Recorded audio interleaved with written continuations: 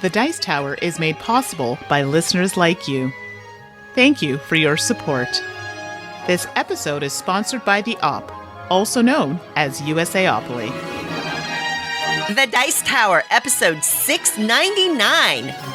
Make it so. Welcome to The Dice Tower, a podcast about board games and card games, and especially the people who play them. In today's show, Eric Summerer is back for crossover good time game chat. We will be revealing the results from last week's poll, and I know Eric has opinions there. We'll be talking games played, and we are going to wrap up with a game pie full of Friedemann Friese. I'm Suzanne Sheldon. I'm Mandi Hutchinson. And I'm Eric Summerer. It's going to be a green game pie, as Mr. Friese is known for the color green. It has to be, obviously. And it might be, I was going to crack a joke, but I'm not going to crack that joke. What? I mean, it might be the only green pie that you'd want. I guess a key lime pie Yes. is a very light green, but this is a much more vibrant green. Like a shamrock shake, more. Yes. Ooh, a So shamrock if you shake poured pie. a shamrock shake into a pie crust, is that legitimate pie? Yes, I think this is a... More specifically, is that Friedemann Friese pie? Yes, make it so. Folks, Eric, Mandi, and I have spent a little more time than usual together. Oh, yes. And I feel like it's been a delight, but maybe Eric feels differently. I don't know. I do not feel differently at all. I've had a lovely time playing Forgotten Waters, which we've mentioned on and off on our various programs. Tom, I know, really enjoyed this game, and you and Mandi have talked about it here on this show. And this is going to be this has been my first time playing Forgotten Waters. We've been playing remotely. I have a character sheet, and I'm moving along with your adventure. Mandi is using her copy to show us the board, and we're sailing off into adventure using webcams and an online assistant on the Plaid Hat Games website. And this has been so much fun so far. We're about halfway through one of the adventures, and it's really, really great. I had no idea how much of a storytelling bent the game had. I knew it was a story-based adventure, but it's a lot more about personal growth and development for your individual pirate character. And there's like this Mad Libs concept where you have your character sheet and it asks you a bunch of random questions. I think mine said it needed a deli meat, and I had to name one of the other pirates in the crew, and there's something else. And then these get plugged into prompts, like story event prompts and stuff, and some of which are callbacks. You'll have something that's a story prompt early on in the game or in your introduction that then gets called back later. I'm Englethorpe, the thespian pirate, and I've got this lovely backstory about trying to go on adventures so that I have more story ideas for my various plays, which is really cool.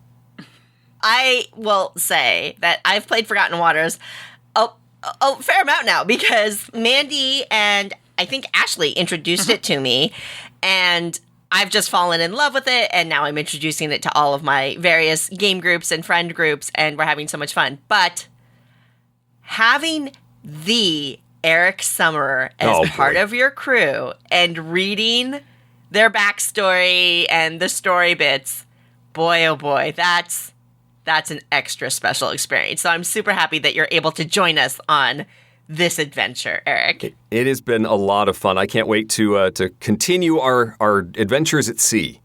I'm excited to see what other fun pirates we run into, because there have been some very interesting names for pirates in this game. None are coming to mind right now. I just remember having a How could you forget Pantless Patty? Pantsless Patty. Pantless. Absolutely.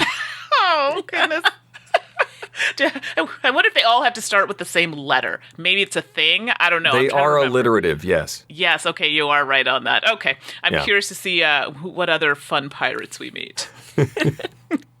And from last episode, we ran a poll in the Board Game Geek Guild about how we say or how we pronounce the word spelled M-E-L-E-E.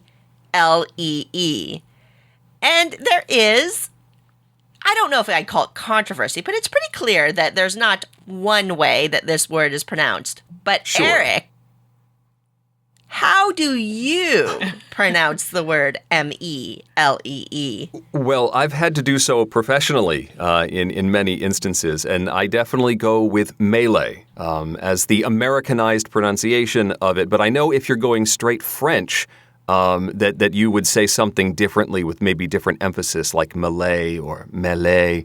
But the Americanized is definitely melee, as I've had to say in many lit RPG books that I've narrated. What about you, Mandy? How do you pronounce that word?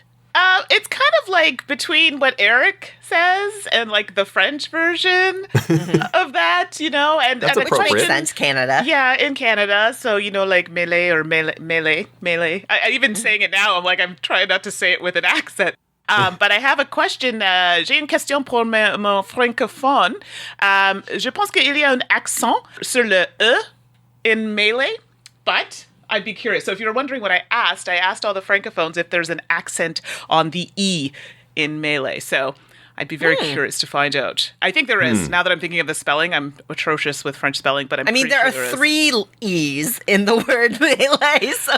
No, I know, but I think There could be an accent on any of them. I know, right? I'm trying to think if it's the second set of E's, which I think it might be. But anyway, I'm curious now.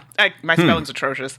Well, I've learned in my various narration things that some gaming terms there is controversy as to how they're pronounced. Like in the world of video gaming, how would you pronounce M-O-B? I would pronounce it a mob, Okay, but my son pronounces it a mob. there you go. And okay, that is in a nutshell the controversy. So I was saying mob because the word M-O-B, you'd read that as mob.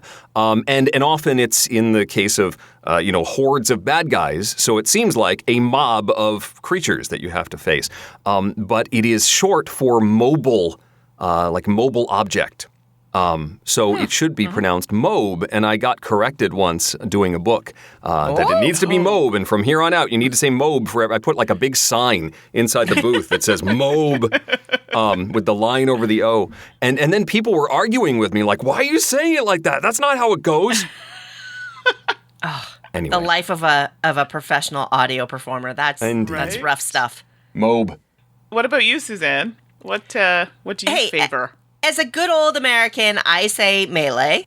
And I thought it was really interesting to read some of the responses in the thread on Board Game Geek because I think it's clear that there's a strong regional element to this and a strong element of what your native language is, whether you speak English natively or French or some other language natively.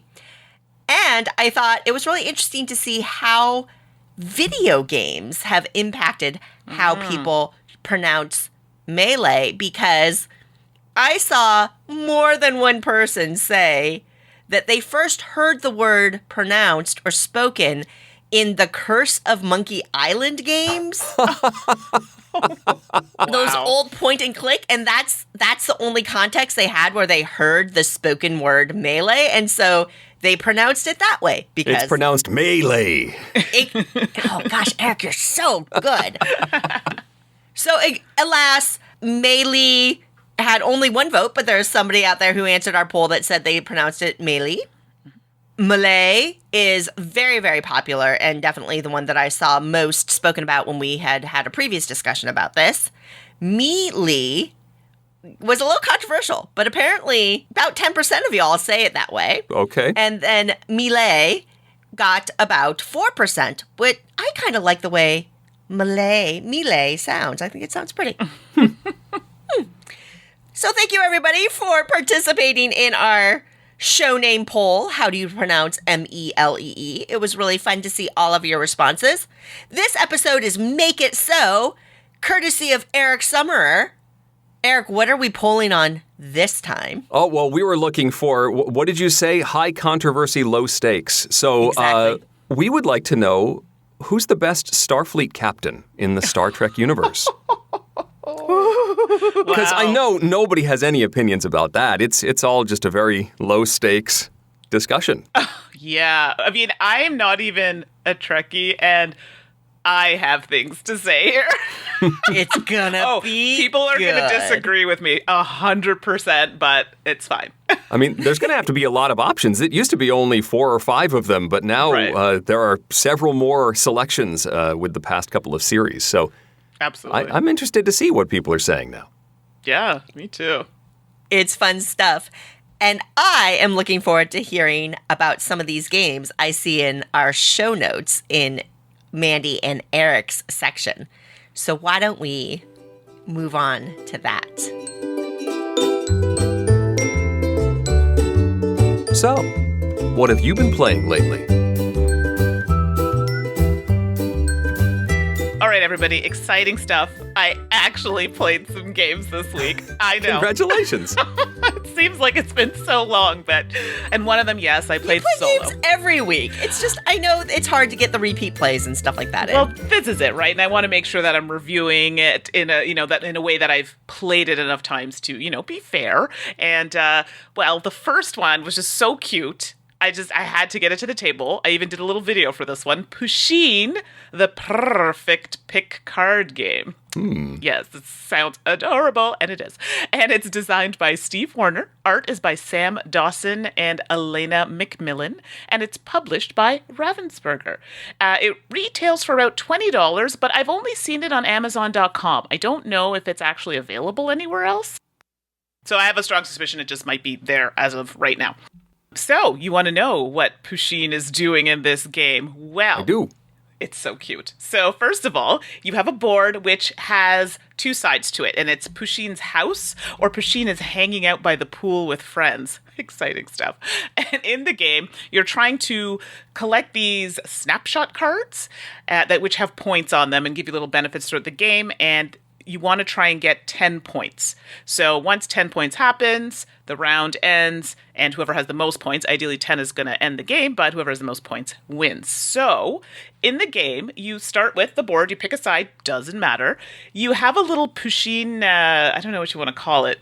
Like a figurine. I guess, figurine, yeah. And that's what you're going to be moving around to little paw spots on the board. And when you move it to a paw spot, that player has to choose from cards adjacent to it. And these cards are what you're trying to collect to finish those snapshot cards. So I played a 2-player game, so I picked a card, and then the other player has to pick a card from the same area, which can be tricky, right? Because sometimes maybe they want the card that you picked, and you have a small area to choose from. There's also action cards, which will let you do certain things like clear some of the snapshots, draw cards from the deck, that sort of thing.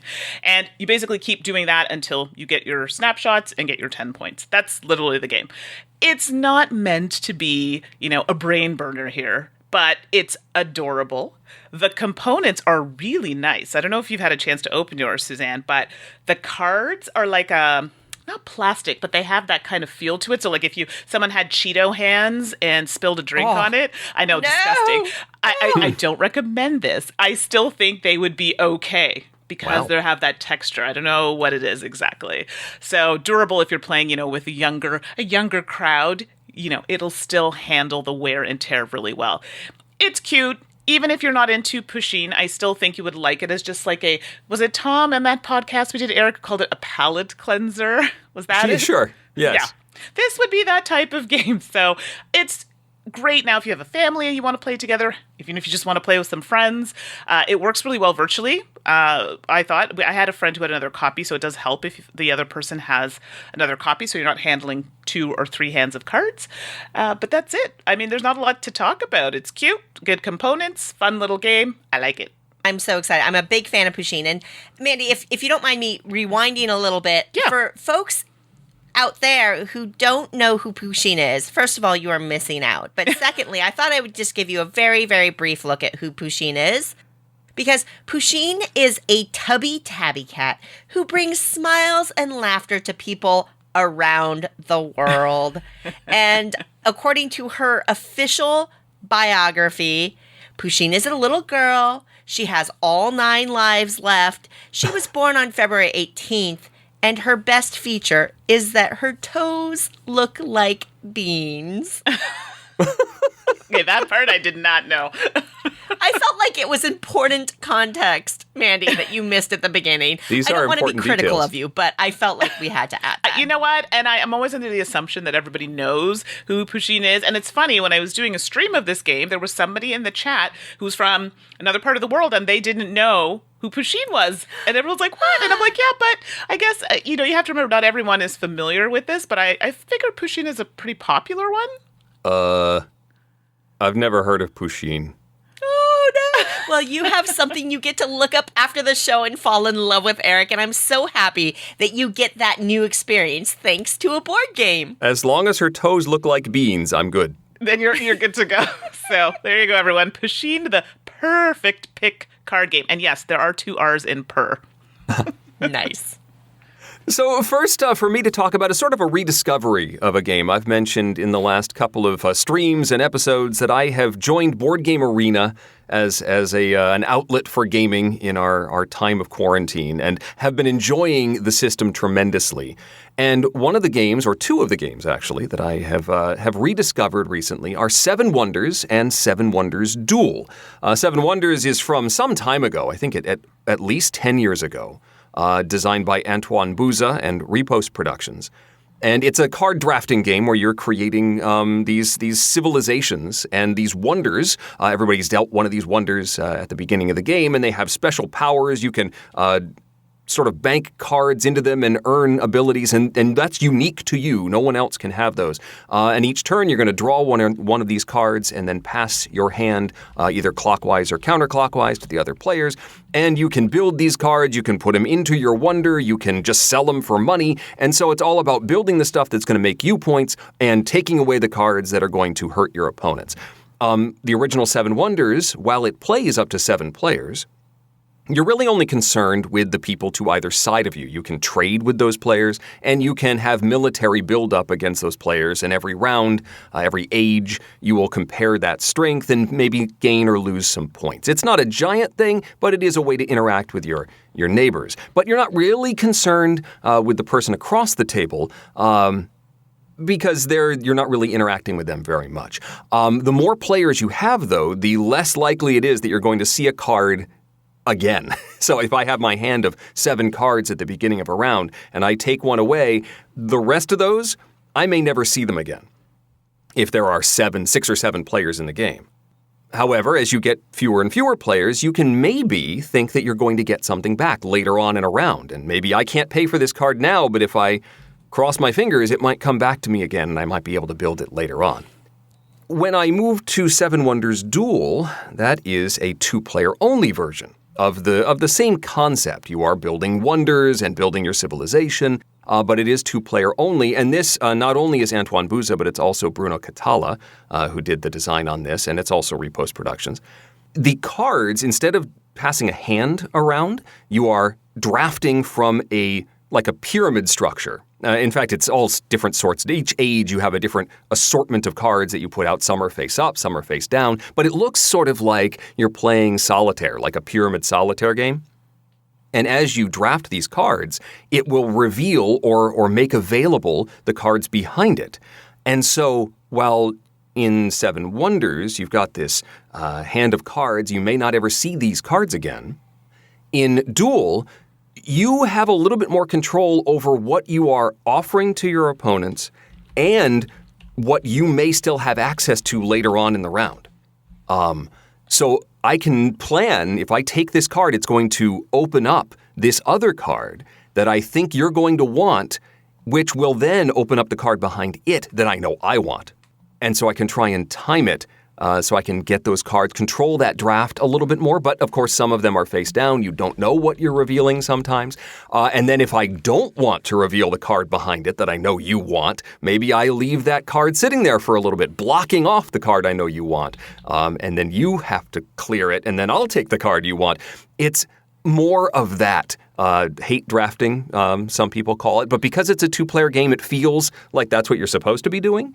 I think ultimately I like Seven Wonders Duel better, but I had not played that one nearly as much as the original Seven Wonders. I played a lot of Seven Wonders when it first came out. I haven't played it a lot recently. But Duel, I only played a couple of times. Ended up never buying a copy myself because I didn't think it would hit the table. But now having online opponents to play with, I'm really enjoying getting to play Seven Wonders Duel. Both are fantastic. The system is really slick. You can hover over cards and see what they do. I love in Seven Wonders Duel on Board Game Arena, it tells you how much those cards cost for both you and your opponent. So I can see at a glance whether it is going to be an easy buy for you or an expensive buy for you. And that goes into my decision of whether I need to deal with that card being available to you or not. Very cool implementation of Seven Wonders Duel on Board Game Arena. Thumbs up for both.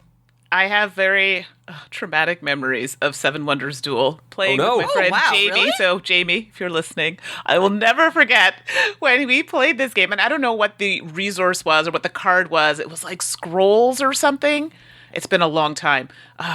Cloth, scrolls, something. Anyway,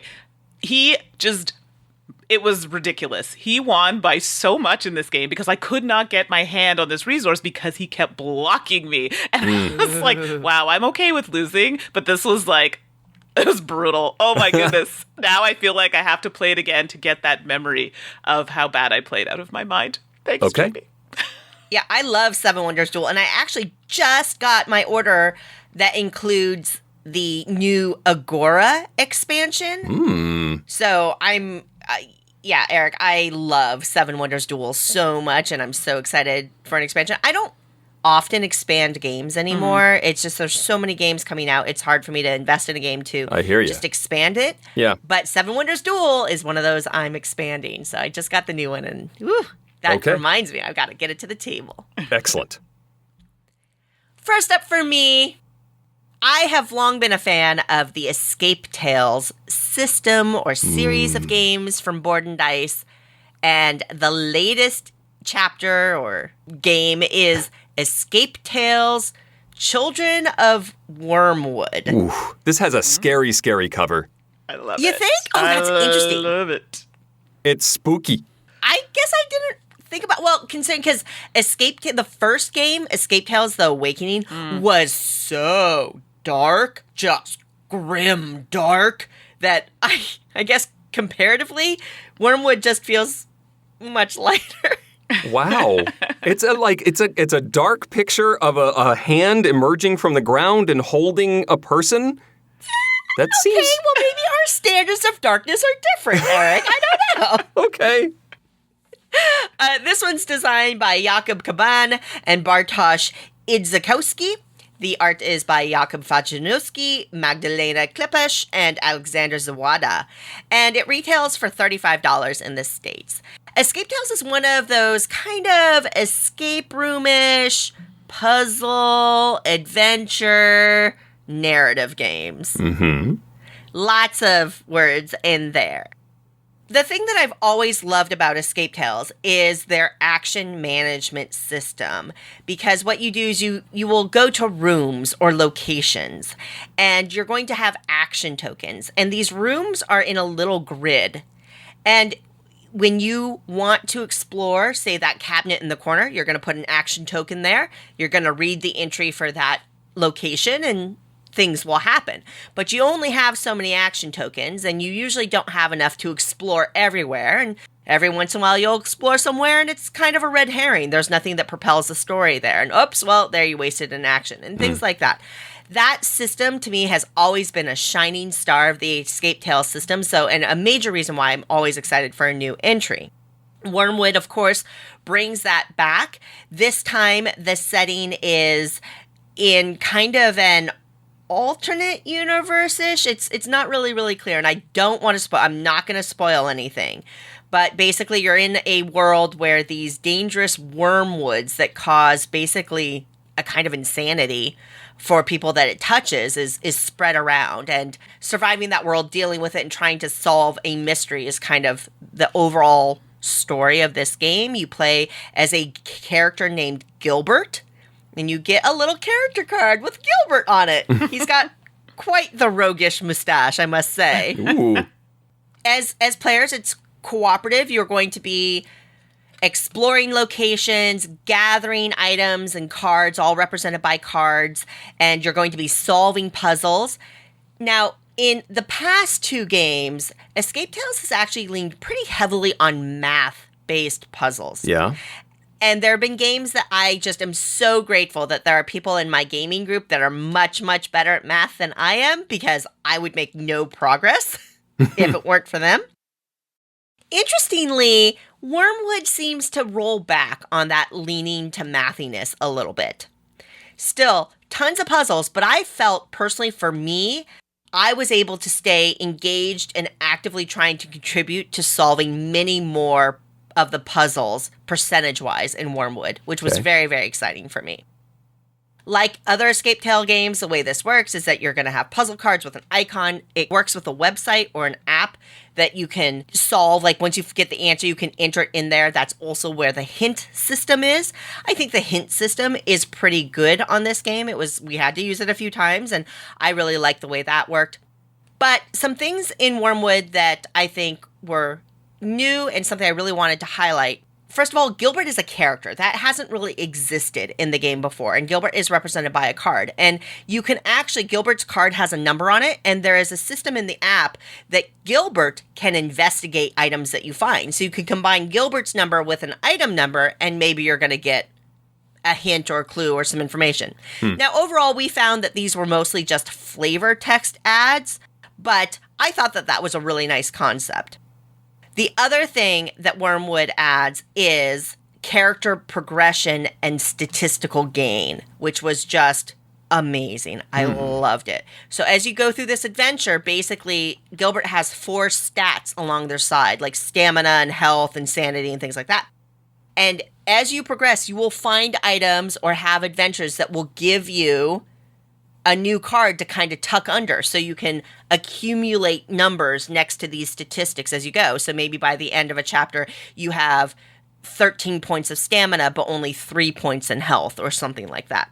That character progression was just great. And there were elements of the story that were impacted by what your statistics were at any given point. You know, you'd read an entry and then it would be like, if your sanity is 5 or above, go here. If your sanity is 4 or below, go here. Okay. I thought that was a great addition.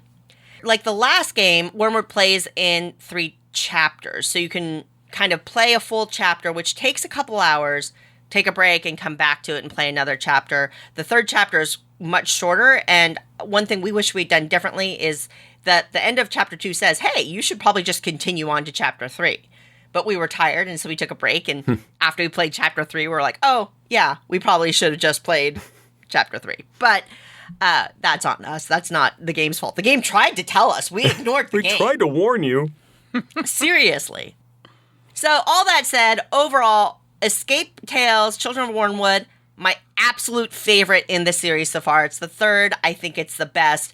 I thoroughly enjoyed it. I thought the puzzles were strong and interesting. I thought the narrative was interesting.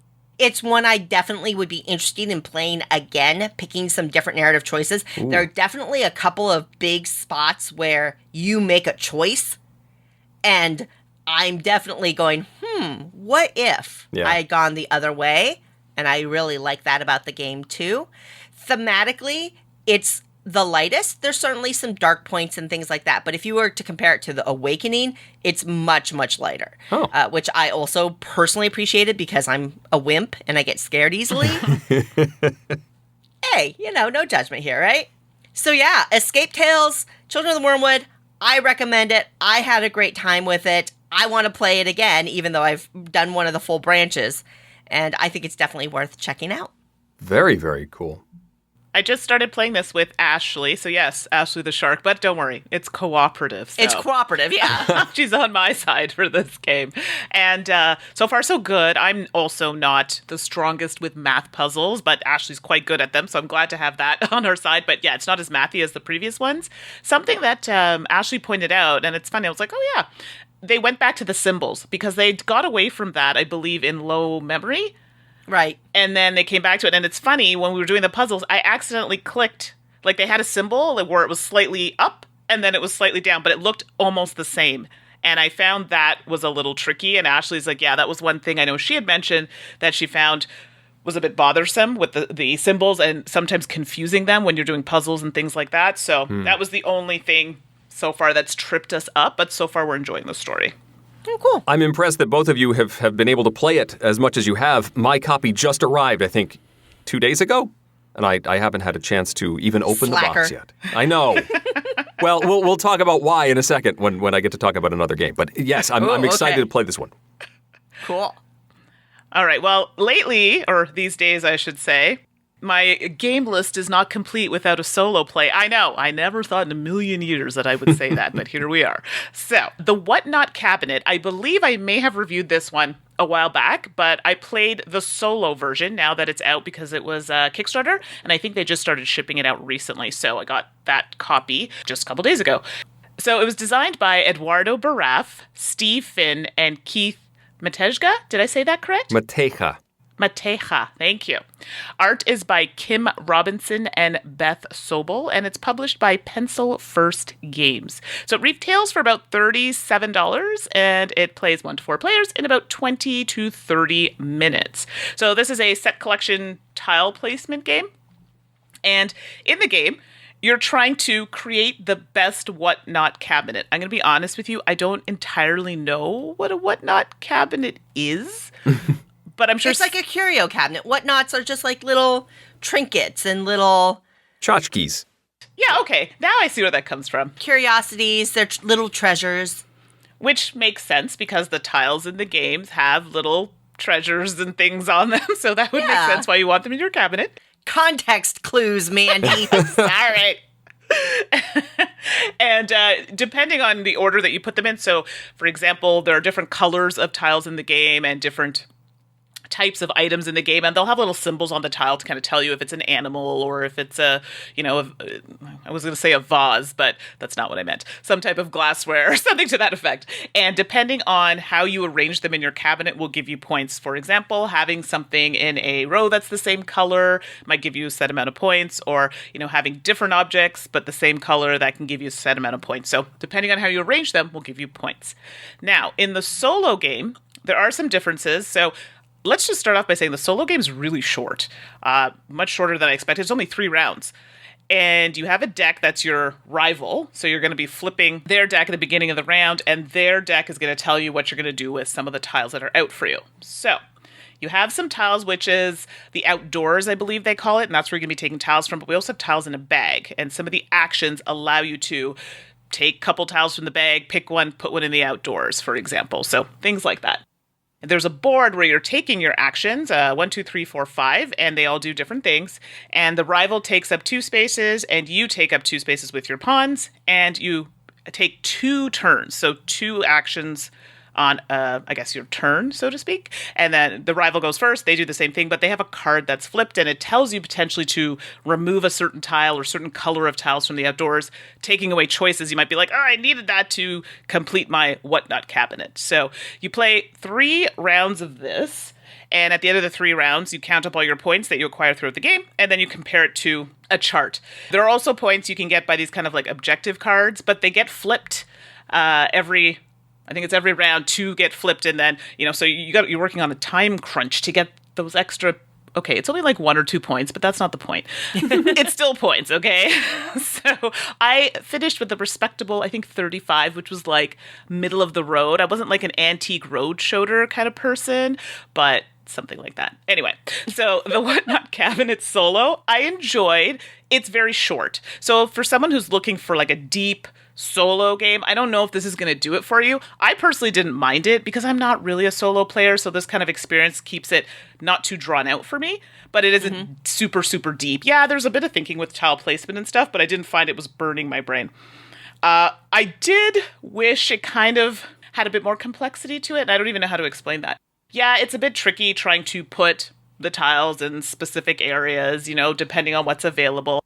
But I almost felt it needed to be more difficult. Does that make sense?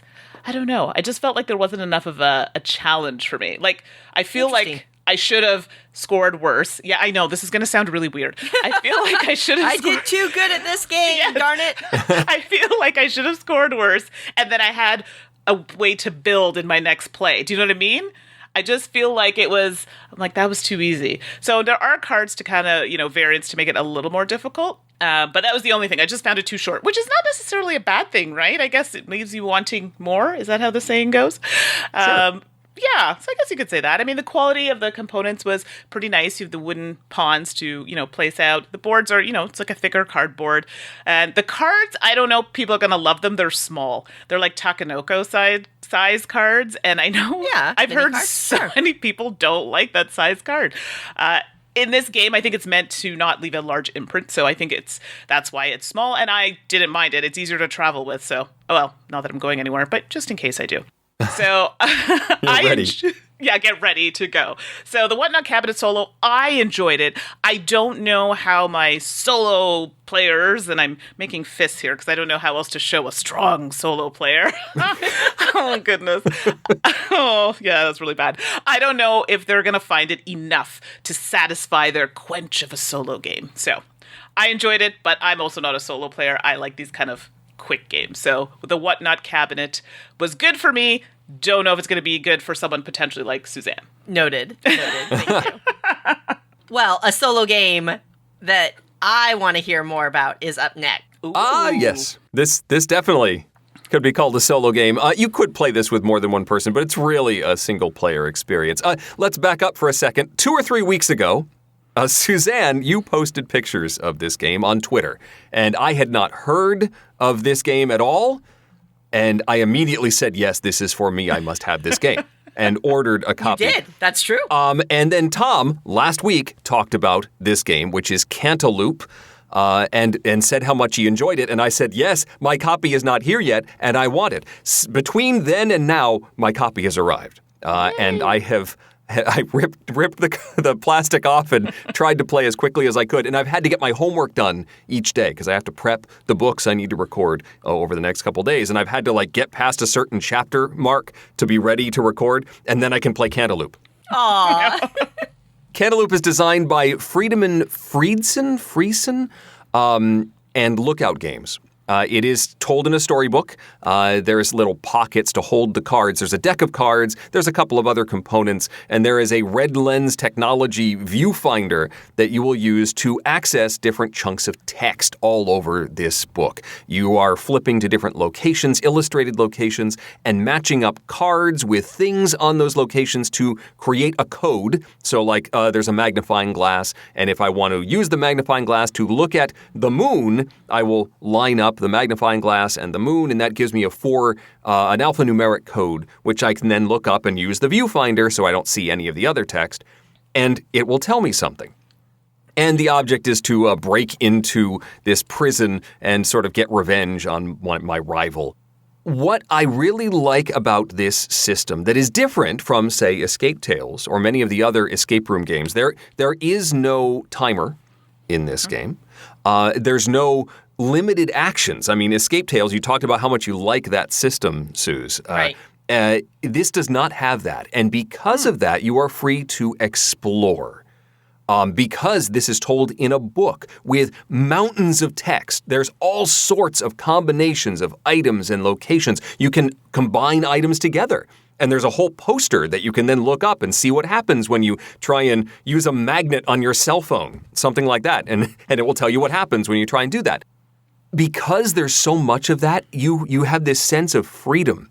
And you can try silly things, and sometimes you're rewarded with either a cute little snippet of text, or maybe you go on a little mini side quest that doesn't pay off, but it's something. And so there's just so much of this that's so rewarding as you explore this world and try things out and move your way through things. It really does feel like those old point-and-click adventures. I was not a LucasArts player. I was a Sierra Online player. I know this is like a Nintendo Sega sort of thing. Yes. But I was a King's Quest, Space Quest, Police Quest player. And so this very much brings back the Space Quest feel for me. But it also has that Monkey Island or LucasArts adventure feel. The humor is strong. The puns are very strong. They are very strong. That's often, about 30% of the things that you look at result in a pun. And it's just fun to explore. Whenever you enter a new location, it's like, all right, here come the new puns. It's a delight. I am not yet done with it. In fact, I was playing before we started recording, and I entered a new location. I said, I can't even look. I just closed the book with a bookmark and came down to record. But I am really looking forward to more play of Cantaloupe. Huge thumbs up. Cannot wait for more in this series. It's a delight. See, I love how different our reactions are because while I think you may have progressed in Cantaloupe beyond me at this point even, I love how I love this game in spite of the puns, and you seem to love it because of the puns, Eric. Oh, yes. I mean, there's conversations, too. I didn't even mention that. You'll interact with a character and flip to the back of the book. It says, go to conversation D. And you will have this back and forth. And then as you cross off triggers, you've got like a little card that you'll cross off box E4 because you've done something.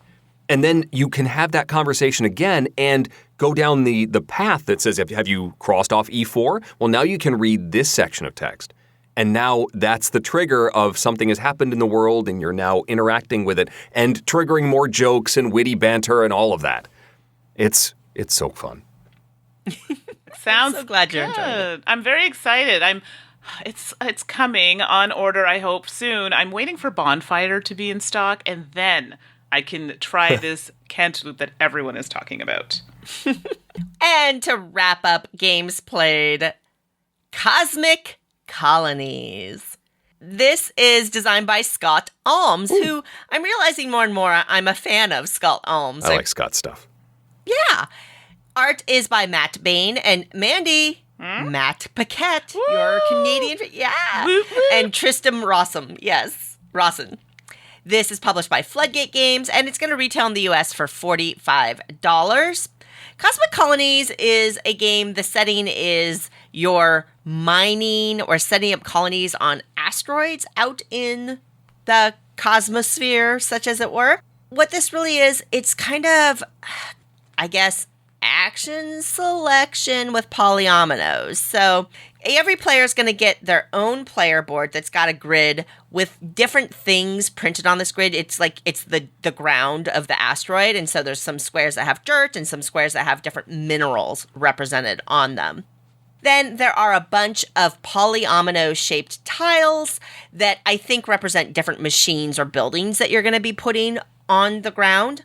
And you're going to get a deck of cards that represent the workers that are colonizing or working on this asteroid. Now, the worker cards, these are characters. There's some cleverness there too.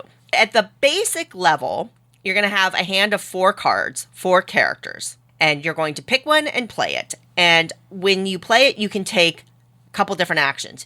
You can either gather resources. There's 4 different types of resources in this game. Or you can build a building.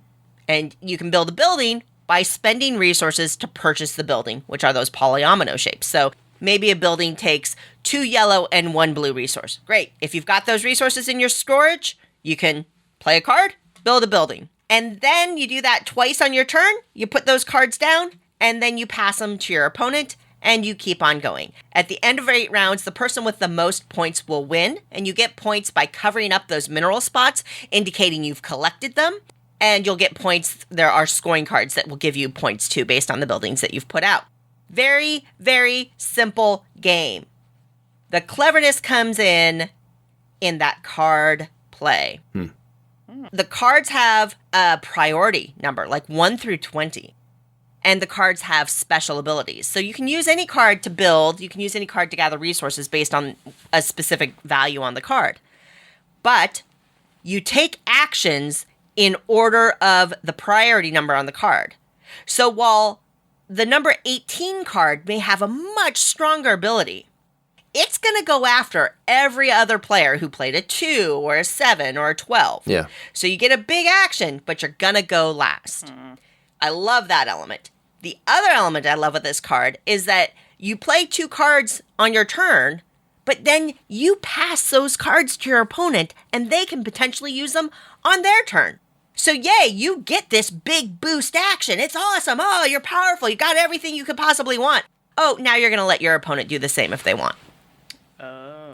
So an element of kind of paying attention to what other folks are doing and going, oh, well, look, they're a little low on resources. So I'm going to play this super great build card because I know the person I'm passing to can't take a build action yet. So they can't get as good of a boost. There's some cleverness and thoughtfulness and awareness that you have to have when you play. And I think that is awesome too.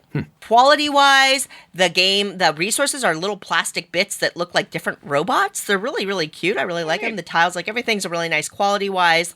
The other thing I wanted to mention is the game scales very, very well because at 2 players, they added this little board. So normally you'd pass the cards you play to the person to your left and you just keep on going. With 2 players, you'd just be passing them back and forth, right? Mm-hmm. So what they introduced is an extra little board. It's the back of the score track. And you put the cards you discard on that board, and they rest there for a turn. So adds an extra beat before you get those cards to the opponent. And it's a really, really smart addition to pace the game appropriately for 2 players. Works quite well. So if you're a 2-player primarily group, Cosmic Colonies will work for you. I love this game. I love the puzzliness of the polyominoes. There's an advanced game that makes that even more challenging, that adds more complex cards, so they have different strengths, whether you play them first or second. Brilliant move. But at its heart, it's a very straightforward game. The cleverness comes in that card play, but this is not a complex game. It is a very enjoyable game, and I definitely recommend it. I'm so glad I finally got to check out Cosmic Colonies. It's a blast. Very cool. Woo! All right, with all that done, we got space and kitty cats and cantaloupes that are cantaloupes. Enough of that. We got to go talk about some Friedemann Friese games, don't you think? Pie break! Brought to you by the Op Games, also known as USAopoly. Today's featured game is Marvel Smash Up. Get ready to smash together 2 of your favorite things, Smash Up and Marvel. Marvel Smash Up is available now. The first officially licensed Smash Up game, the Op and AEG have partnered to bring the world of Marvel to the shuffle-building game of total awesomeness. Players work to build out their card hands and can mix and match different decks of heroes and villains, choosing from 8 different factions, 4 hero and 4 villain. These include the Ultimates, Hydra, the Avengers, Masters of Evil, S.H.I.E.L.D., the Kree, Spider-Verse, and the Sinister Six. What combo will you choose? It's for 2 to 4 players, ages 12 and up, and plays in about 60 minutes. Available now at the op.games or at your local game store today.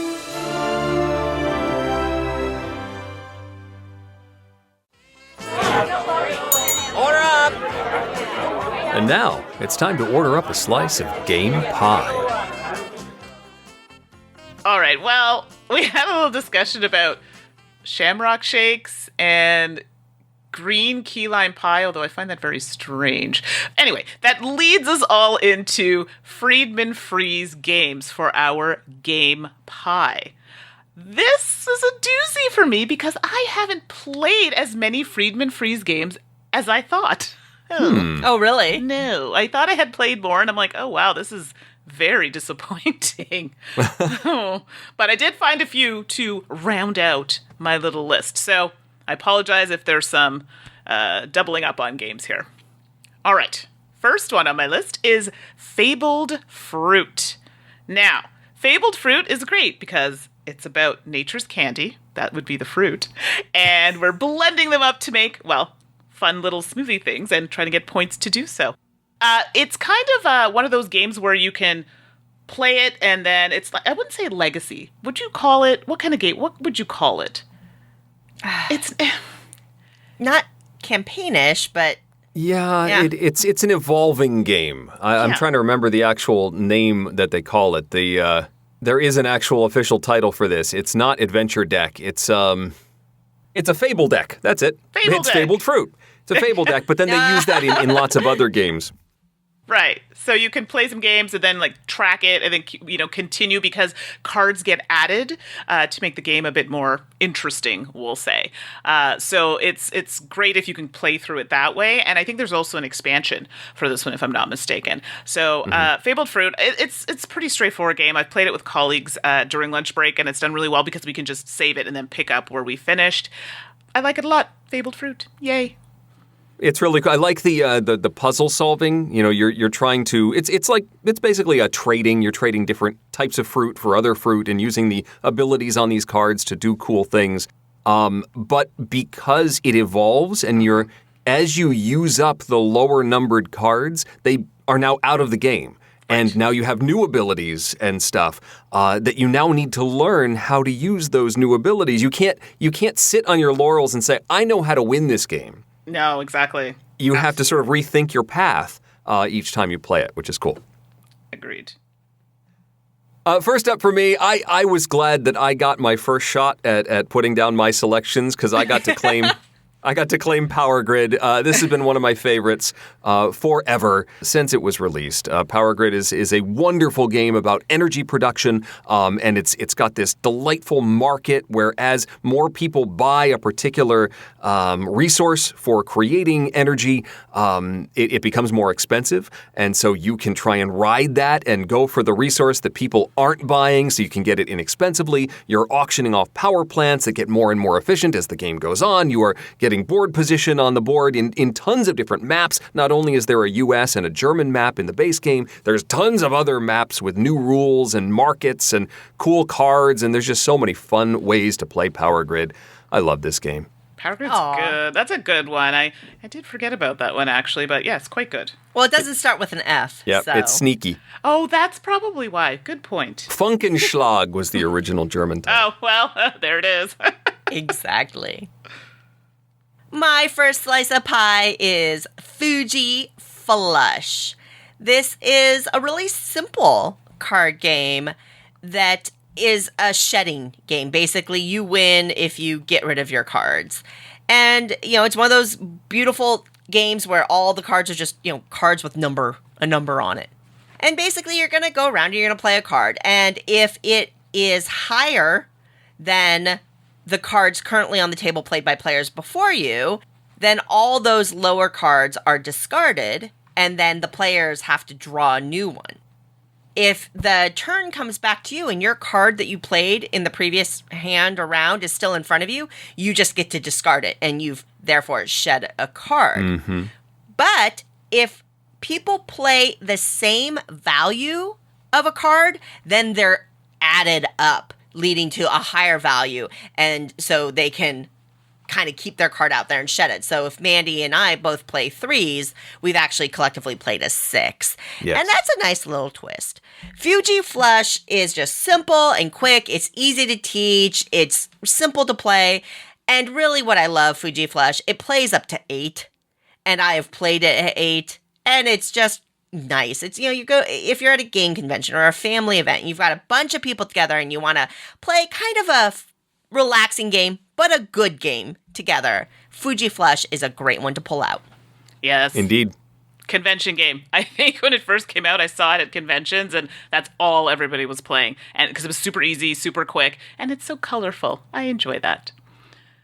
My second piece of pie is Finished. Now, I have to admit, the first time I played Finish, I did not enjoy it. I was like, no. And it's solo, so I was like, oh gosh, this is a slog. Once I got into it and understood it, and when Suzanne told me about the app, that was a game changer for me. So I was like, oh, well, I see this game in a whole new light. And in the game, you're trying to get cards in a specific order. So they come out, and we have, is it candies in the game? Yes. That you can use, and it's hilarious when you see the person on the card because they're like, oh, happy and working, and then as the game progresses, the cards get higher number. The person looks like, oh, it's been a rough week. I can relate. And they need some coffee to wake them back up. So It sounds like a very strange game, but it does make sense when you see it. It's like a work environment type thing. The point is that the cards need to go out in a certain order, but you can't have cards sitting around for a long time because it's going to affect you. And the order of them is very important. You also have a little area you can kind of quote unquote, I guess, store cards, if you will, and bring them into later in the game to get them in that correct order of cards. And you're trying to get through the deck, well, without skipping cards or having to come back to cards and you have nowhere to place them. So, finished for me, solo game that I enjoy, but I have to admit, I do like the app a little bit better.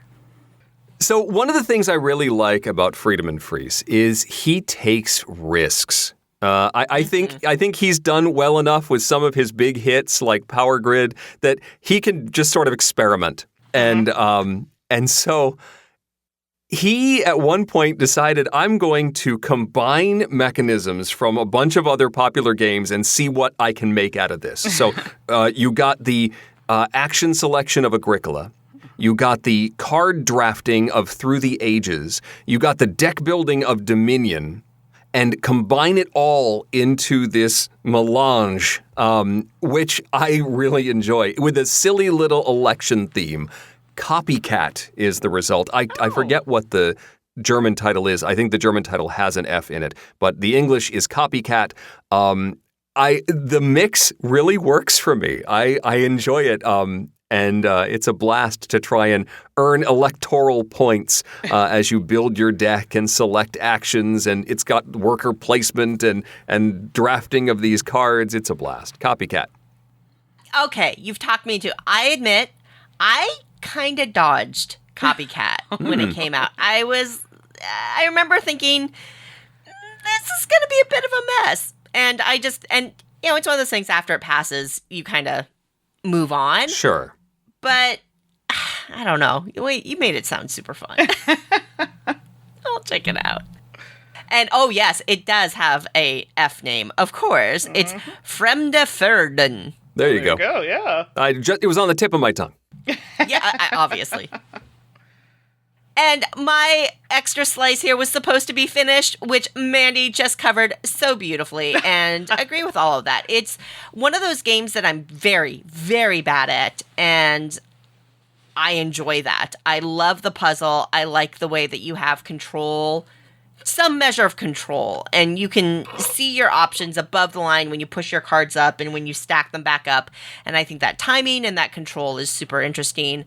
I've really enjoyed it. And Mandi, you have good taste. Oh, thank you. I also like this game, and the app is lovely and allows you to play very, very quickly. So I've played a lot more using the app than I did with the physical version. Yeah, I hear you, Eric. I'm right there with you. Well, we have heard this game before. Fuji Flush is next on my list, and, well, I think I said all the things, and Suzanne said all the things. It's a really fun game, and it's one that you can, I know I keep saying travel, and that's really hurtful now that I think about it, because we can't do that right now. But you can still dream. That's true. You can put it under your pillow, and then remember to put it in your bag. You know, if you are going out there, you just never know. You might be able to maybe play one day. So Fuji Flush, one to think about. A classic of Friedemann Friese's is next for me. It's called Fearsome Floors, or in German, it's Finister Flure. You are running from a monster. You're a team of discs, and the discs have two sides on them with movement values. So you might have a 2 and a 5, or a 3 and a 4, and they're sort of teams. They're sort of a Scooby-Doo group, and there's a bunch of teenagers and whatever. You've got your team, and you're trying to get them through this dungeon with a sort of a random, semi-random setup of pushable blocks and pools that you can slip on. And then there is a monster that uses these movement rules to chase you down. So you're moving all of your characters, and then you flip them over so that they have the other movement value for the next round. But then the monster is going to move around, and based on the movement rules, if he sees someone, he's going to turn toward them and start walking, but then he looks back and forth and left and right every step. So he may go down a hallway toward you, but you know that when he gets 3 steps away from you, he's going to look to the left and see Mandi sitting right there. Oh. You can push the blocks, or the monster can push the blocks. You can slip on the pools on the ground, and you're trying to escape. And it can get a little thinky, but if you play it quickly, like run, a monster is chasing you, it is a blast. Fearsome Floors, my next slice of pie.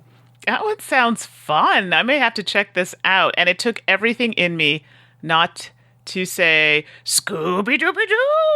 Scooby-Dooby-Doo. Huh? Oh, that was great. So good. So good. My next slice of Friedemann Friese pie, which sounds really wrong when you think about it, is Friday. Classic solo play game at this point. I mean, yeah, it's only 10 years old, but time has no meaning anymore, so we're going to call it classic. This is kind of a deck building game with double-sided cards, and I think the Friday, it's basically Robinson Crusoe based thematically, but you play as Friday. I'm not quite sure how it goes, but you're helping. You're supposed to help Robinson. Robinson is terrible at the beginning of the game, and as Friday, you're helping him get stronger. Yeah. Thank you. Okay, I get that. As Friday, and there's a couple different endings that you can have to this game. So you seed the decks, and then you're going through, and you're dealing with pirate attacks and different foibles that happen, spending your cards, spending your rare little tokens that you have. And when you are successful, you get to flip a card over, and it's like they're double-sided, right? And then that card is in your deck in a positive way for you, all trying to build up as you're working through to this kind of final pirate battle as they're coming. And hopefully you've built up your deck strongly enough to win that ending and win the game. I have played Friday a lot. I have lost a lot. And it's interesting. I did get to the point where I finally found a rhythm, and I finally figured out not the formula, but I figured out some tricks and how to know your deck and know what you have left in it and things like that finally at least gave me a fighting chance at winning, which felt good. Yeah. And, after 10 years, it's held up. It's a super enjoyable solo play game that I pull out every once in a while and just really enjoy losing to pirates again and again. So that's Friday. I heard that's a tough one. I've heard that's a tough one to win. It is. It's pretty punishing, especially in the first couple rounds when you're facing things you just can't defeat. Oh, no. The last piece of pie, well, I will share this slice with Eric. And, Eric being the guest, I feel, and because his voice is just so silky smooth, you can tell us about the fine sand. So fine sand is the next one on my list. Eric, how about you tell it? I feel like you're going to make it sound amazing. Sure, I'd be happy to. So Fine Sand is a deck deconstruction game.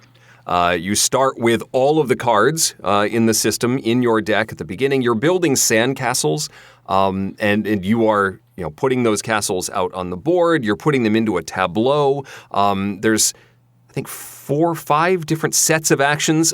Cards that you play are going to adjust how many cards you draw when you take a draw action, how many cards you can play when you take a play action, how big your hand size is. And all of these, as you play them, have costs that you need to spend cards in order to pay for these things.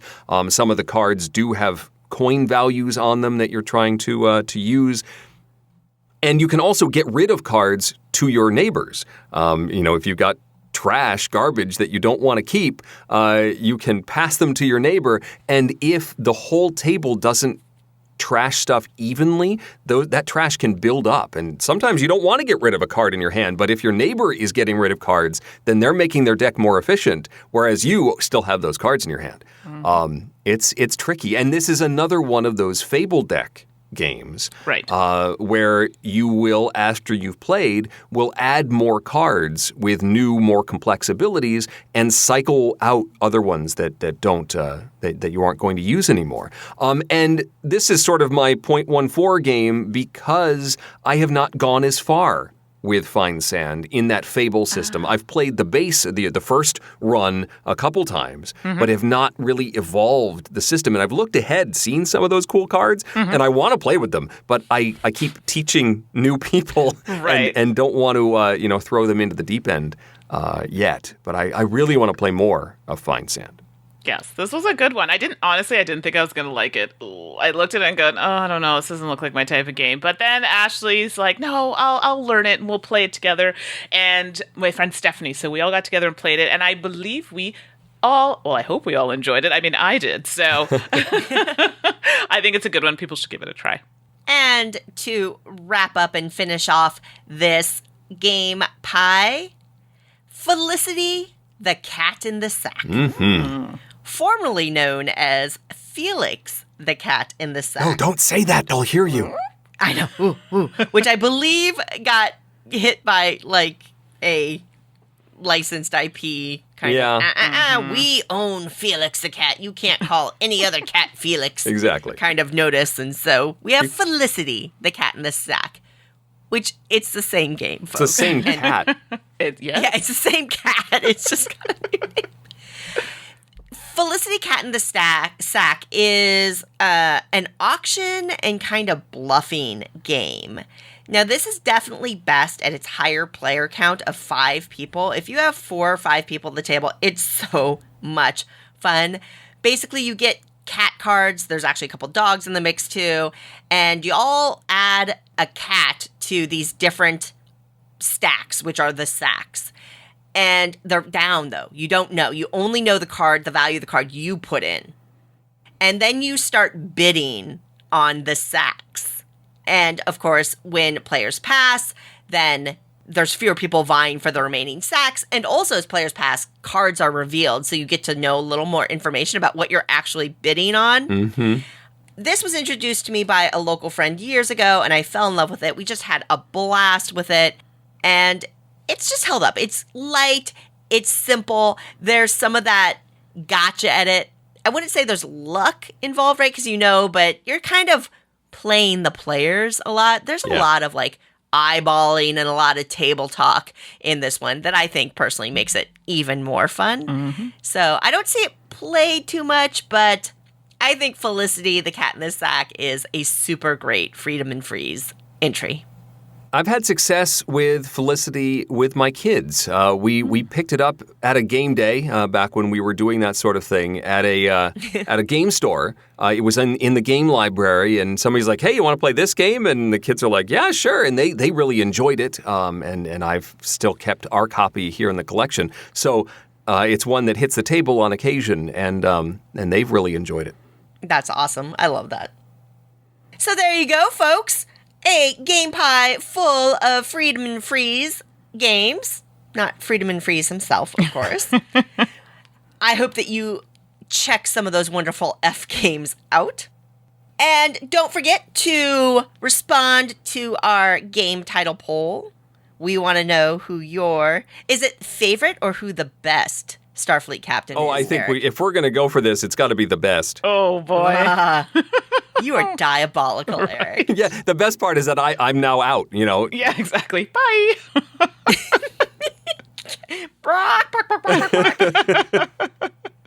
And, of course, if you have questions for any of us, we got email addresses, and you should send us your questions or your game title poll suggestions or your game pie suggestions. You can hit me up at Suzanne at Dicetower.com. You can reach me at Mandi, that's Mandi with an I, at Dicetower.com. And I'm Eric, that's Eric with a C, at Dicetower.com. Eric, thank you so much Yes. for joining us for another episode. We always have so much fun with you. It's always a delight to hang out. And thank you all of you for joining us for another episode of the podcast. It's such a pleasure and privilege to be here talking about games and being part of your extended gaming family, and we appreciate you so very, very much. Speaking of appreciation, Eric, Mandi, 700! Episode Next episode. 700. Woo! Wow. It's hard to believe. Yes, and speaking of sending us emails, if you would like to be part of episode 700, Tom and I next week are going to be basically just chatting with your audio messages. So if you have anything you'd like to share, a question you'd like to ask in audio format, you can send that to tom@dicetower.com. And sooner rather than later, because by the time you hear this episode, 699, we will be putting together 700. So very quickly, like immediately, send us something if you would like to get one of those messages in. But we'll be sort of like playing some audio messages and chatting about them, answering those questions, and just having a nice chill. We don't want to toot our horn too much. We don't want to toot our own horn too much. But it is kind of cool to see a nice even number like 700 and sort of celebrate that. So absolutely, that's what we're doing next week. So until next time, folks, I'm Suzanne Sheldon. I'm Eric Summerer. And I'm Mandi Hutchinson. And you've been listening to The Dice Tower. Thanks for listening. Promotional consideration has been provided by game publishers in the form of review copies of games. This podcast is sponsored by listeners like you. Thank you for your continued support. And speaking of support, the Jack Vassal Memorial Fund is an organization dedicated to helping gamers in need. Learn more about the fund's mission and how you can help at jackvassal.org. The Dice Tower is produced by Tom, Suzanne, Mandi, and Eric with assistance from Roy Cannaday and Rob Searing. Our theme is composed by Timothy Pinkham and arranged by Matt Bellier. Let us know what you think of the show by posting to the Dice Tower Guild at BoardGameGeek.com, following the Dice Tower on Twitter, or by emailing us at podcast@dicetower.com. And don't forget to visit the other shows in the Dice Tower Network at dicetowernetwork.com. Until next time, from all the gang at the Dice Tower, have fun gaming.